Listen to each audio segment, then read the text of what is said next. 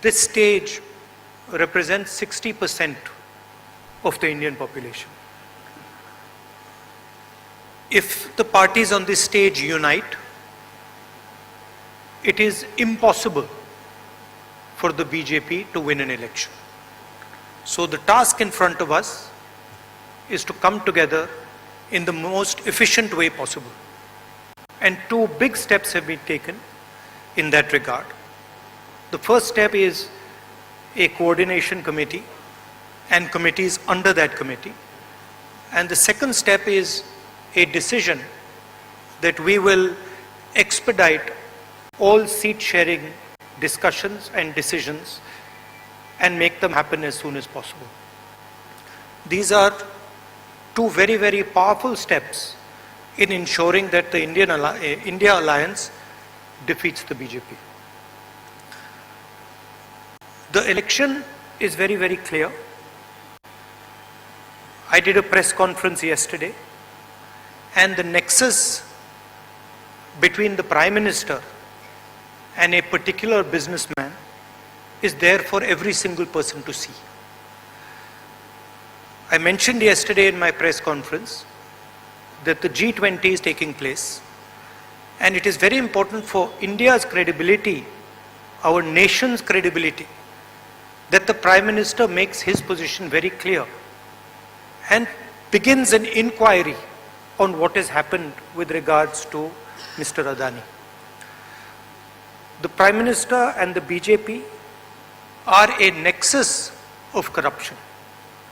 And that is the first thing that the India alliance is going to demonstrate and prove.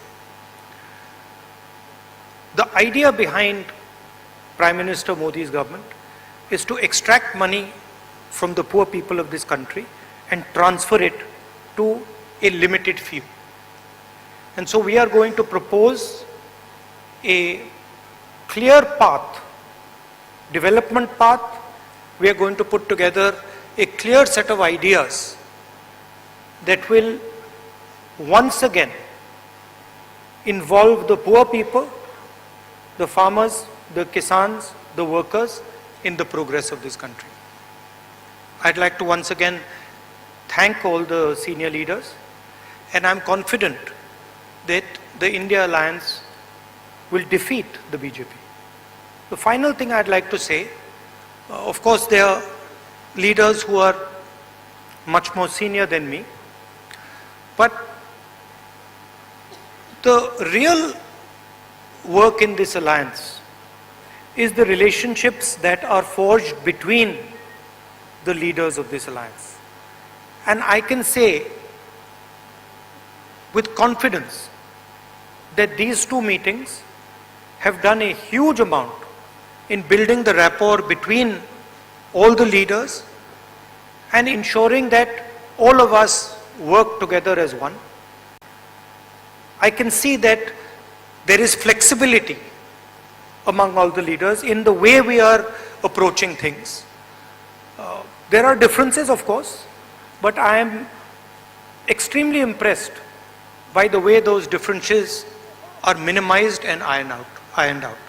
Thank you very much. Of course, I don't want to comment much about the press, but I think Laluji said it best. You're also in some ways restricted and chained, and India Alliance is working to free you from your chains. Thank you.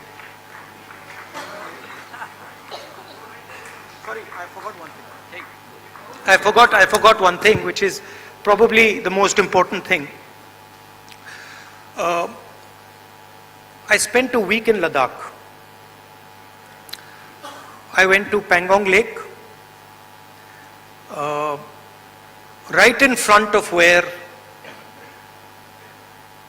the Chinese are. And I had detailed discussions, probably the most detailed discussions that any politician outside Ladakh has had with the people of Ladakh. And specifically, the shepherds of Pangong Lake, the leaders of Pangong Lake, and the common people who live around Pangong Lake. And they categorically told me that the Chinese have taken Indian land, they categorically told me that the Prime Minister is lying about the fact that the Chinese have not taken Indian land. And every single person in Ladakh knows that the people of India and the people of Ladakh have been betrayed by the government of India. There is clearly an accommodation that has happened between the government and the Chinese. There is clearly a change on the borders. Our shepherds themselves told us that they are not being allowed into the areas where they were allowed.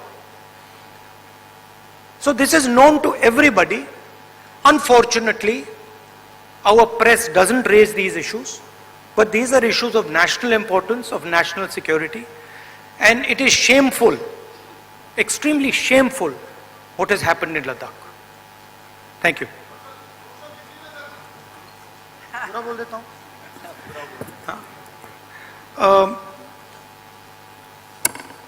सबसे पहले मैं शरद पवार जी, ठाकरे जी और जो महाराष्ट्र कांग्रेस के हमारे नेता हैं उनको धन्यवाद करना चाहता हूं कि उन्होंने एक बहुत अच्छा सेशन यहां हमारे लिए किया। सेशन में दो महत्वपूर्ण बातें डिसाइड की गई। पहले कि एक कोऑर्डिनेशन कमेटी होगी और दूसरी कि जल्दी से जल्दी जो सीट शेयरिंग का मामला है उसको हम डिस्कस करके उसमें हम रेजोल्यूशन निकाल देंगे। नरेंद्र मोदी और अदानी जी के बीच में जो रिश्ता है उसके बारे में मैंने कल बोला। इंटरनेशनल फाइनेंशियल न्यूज़पेपर्स में आया है कि $1 बिलियन पैसा हिंदुस्तान से गया है, बाहर गया है और वापस आया है। नरेंद्र मोदी जी G20 करा रहे हैं और हिंदुस्तान की इज्जत का मामला है। नरेंद्र मोदी जी को कह देना चाहिए कि वो इंक्वायरी कराएंगे, और अगर वो इंक्वायरी नहीं कराएंगे तो फिर पूरे देश को पता लग जाएगा कि क्यों इंक्वायरी नहीं कराई जा रही है। स्टेज पे जो नेता हैं, जो पार्टीज हैं, वो हिंदुस्तान के 60% लोगों को रिप्रेजेंट करती हैं, और अगर हम एक साथ मिलके चुनाव लड़ेंगे तो बीजेपी चुनाव जीत ही नहीं सकती है। और मुझे बहुत खुशी हो रही है कि जो हमारी पार्टीज हैं, जो हमारे नेता हैं, उनके बीच में जो रैपोर है, जो फ्लेक्सिबिलिटी है, वो गहरी होती जा रही है। और मुझे लगता है कि इंडिया अलायंस बीजेपी को चुनाव में आसानी से हरा देगा। बीजेपी हिंदुस्तान के गरीब लोगों से धन छीनकर चुने हुए 2-3 लोगों को देती है। हमने प्रोग्राम्स की बात की है। एक हम कमेटी बना रहे हैं जो पॉलिसीज के बारे में डिस्कशन करेगी, और जो हमारे किसान हैं, मजदूर हैं, गरीब लोग हैं, उनके लिए जो हमारा विजन है वो हम थोड़ी ही देर में हिंदुस्तान को, आप सबको दिखाएंगे। Thank you. इंडिया अलायंस के एक मजबूत स्तंभ आदरणीय शरद पवार जी।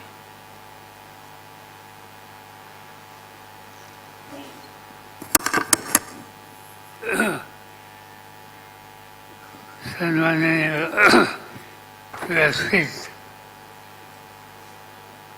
और साथियों,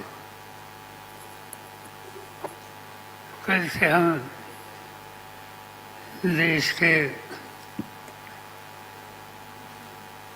28 पॉलिटिकल पार्टी के नेता की जिनकी उपस्थिति 68 के आसपास थी, यहाँ बैठे और कई दिनों से हमारे सबके मन में देश के सामने कोई गंभीर समस्या है, इस पर बहस करके आगे की नीति तय करने का काम ये 2 दिन के सेशन में हम लोगों ने किया। मैं शुरू में सभी पॉलिटिकल पार्टी जो बाहर से यहाँ आए, इनके यहाँ जब प्रबंधन व्यवस्था करने की जिम्मेदारी उद्धव ठाकरे जी के नेतृत्व वाली शिवसेना हो, कांग्रेस पार्टी हो, राष्ट्रवादी कांग्रेस पार्टी हो, सभी साथियों ने अच्छी तरह से की और इसीलिए इन सभी नेता लोगों को मैं धन्यवाद देता हूँ कि जिसकी शुरुआत हमने बिहार में की थी, कर्नाटक में की थी, इस 30वां दफा महाराष्ट्र में हुआ और आगे की लाइन हमारी तय होने में इसकी बहुत मदद हो गई। और देश में अलग अलग राज्यों में अलग अलग स्थिति है, लोगों की समस्या बहुत है,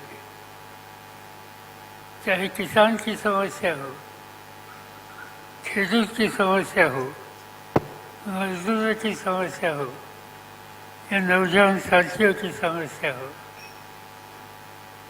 आज जिन लोगों ने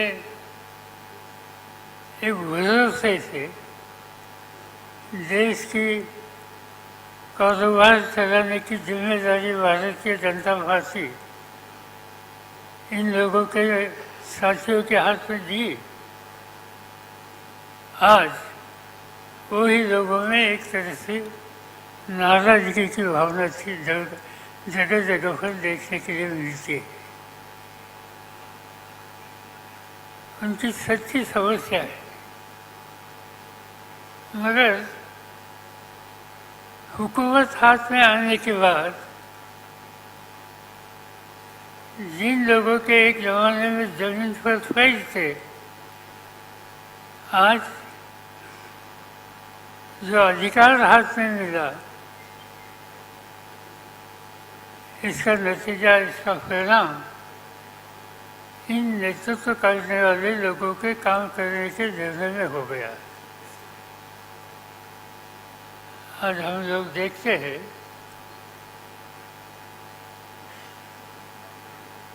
कि राजनीति में राजनीतिक दल मिलकर काम करने की तैयारी करते हैं तो उनका काम हो, उनकी नीति हो, इस बारे में कुछ आशंका हो सकती है, मगर खाली यहाँ मीटिंग करने की बात तय हो गई तो इस पर भी भारतीय जनता पार्टी के लोगों ने क्रिटिसिज्म किया।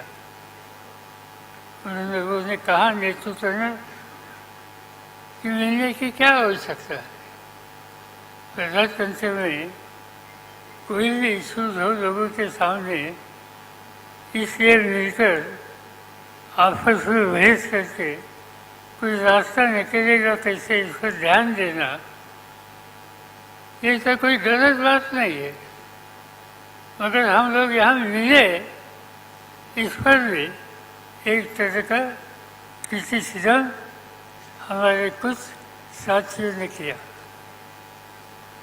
इससे एक ही बात साफ होती है कि 10 साल देश की हुकूमत हाथ में आने के बाद जो, जैसे मैंने कहा कि जमीन पर पैर रख के काम करने की आवश्यकता है, इससे नेतृत्व करने वाले लोग बहुत दूर गए। कभी कभी अपोजिशन के लोग जब वैसे हैं तो उनके बारे में देश के भारतीय जनता पार्टी के वरिष्ठ नेता इन लोगों के बारे में घमंडिया ऐसा उनका उल्लेख करके उनके बारे में बातें करते हैं। इससे एक ही बात साफ होती है कि घमंडिया कौन है कि जिन्हें लोग मिलकर आपस में बैठने की तैयारी करते हैं, ये भी जिनको पसंद नहीं उन्हें घमंडिया कहने की आवश्यकता है। और ऐसी एक शक्ति देश के हितों की रक्षा करने वाली नहीं, इस पर मिलकर कुछ न कुछ रास्ता निकलना चाहिए। और ये रास्ता निकलने के लिए हम कुछ लोग कई दिनों से आपस में बात करते थे और जिससे इंडिया के नाम पर एक नया विकल्प देश में तैयार करने की कोशिश हम लोगों ने शुरू की है। और इसका ही ये सम्मेलन यहाँ का सम्मेलन था। मुझे खुशी है कि देश के लोगों ने जो कुछ हम करना चाहते हैं इस बारे में मुझे गंभीरता से देखने की बात की। मीडिया ने ये जो कुछ हम कर रहे हैं ये देशवासियों के सामने अच्छी तरह से रखने के लिए अपना काम किया। मैं इतना ही आपको वादा करता हूँ, हम रुकेंगे नहीं, हम गलत रास्ते पर जाएंगे नहीं। गलत रास्ते पर जो जा रहे हैं उनको ठीक रास्ते पर लाने के लिए और ठीक रास्ते पर आते नहीं तो उन्हें दूर करने के लिए जो कोई करने की आवश्यकता है वो हम कंधे को कंधे मिलाकर मिलकर हम करेंगे। और देशवासियों के सामने एक साफ सुथरा प्रशासन देने की जो आवश्यकता है इसके लिए जो कुछ करना होगा वही करेंगे, इतना मैं कहना चाहता हूँ। ये सब करने के लिए हमारे सब साथियों ने बहुत मेहनत की। तीनों पार्टी के नेता लोगों ने, उनके सब साथियों ने मेहनत की। अनेक कई राज्यों से जो हमारे साथी यहाँ आ गए, मैं इन सभी को धन्यवाद देना चाहता हूँ कि ये अधिवेशन कामयाब होने के लिए सभी लोगों ने साथ की। ये सभी को मैं धन्यवाद देता हूँ, मीडिया को धन्यवाद देता हूँ। यहाँ जिन साथियों ने अच्छी तरह से इंतजाम किए इन साथियों को धन्यवाद देता हूँ और आपसे अदा लेता हूँ।